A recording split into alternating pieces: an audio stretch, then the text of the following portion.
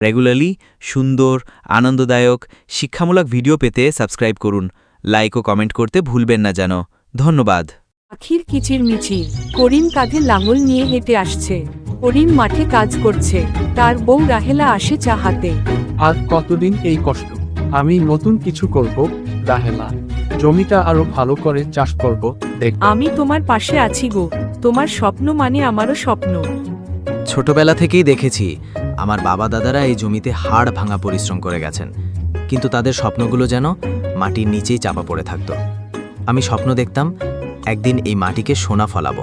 করিম শহরে কৃষি মেলায় যাচ্ছে, মডেল ফার্ম দেখছে, আধুনিক যন্ত্রপাতি, বীজ দেখে অবাক।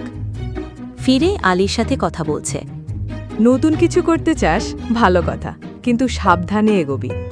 এই মাটির একটা নিজস্ব ভাষা আছে, সেটা বুঝতে হয়। পাগল হয়ে গেছে রে, এতদিনের নিয়ম ছাড়তে চায়।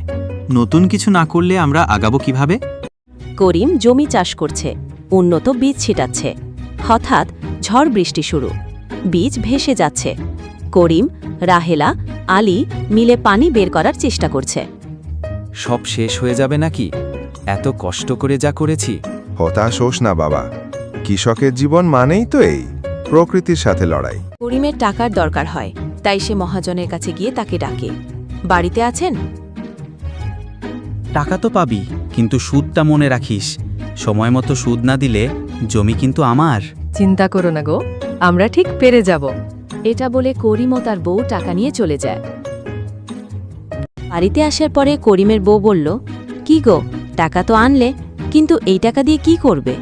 দেখোই না গিন্নি কি করি, এই টাকা দিয়ে প্রাকৃতিক সার কিনব। প্রাকৃতিক সার কেন? প্রাকৃতিক সার জমির কোনো ক্ষতি করে না। এই সার জমির উর্বরতা বাড়ায়। এটা দামেও কম, মানে ভালো দামে সস্তা। প্রাকৃতিক সারই কৃষকদের আস্থা। আমি যাই মতি ভাইয়ের দোকান থেকে সার নিয়ে আসি।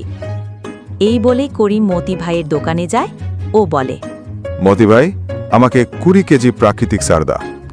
মতি ভাইয়ের কাছ থেকে সার নিয়ে করিম তার খেতে যায়। সকল সার সঠিক মাত্রায় বপন করে। দেখেছো আলী ভাই, কত ভালো ফলন হয়েছে আমার ক্ষেতে। এবার আমি ভালো টাকা লাভ পাবো।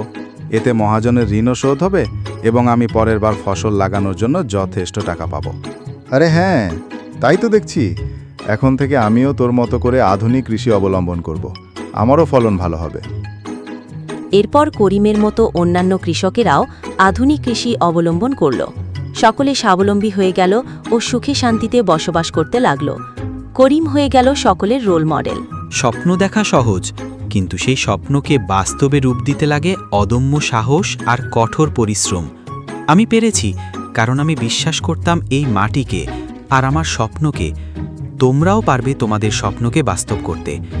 মন দিয়ে পরিশ্রম করলে যে কোনো কিছু করা সম্ভব।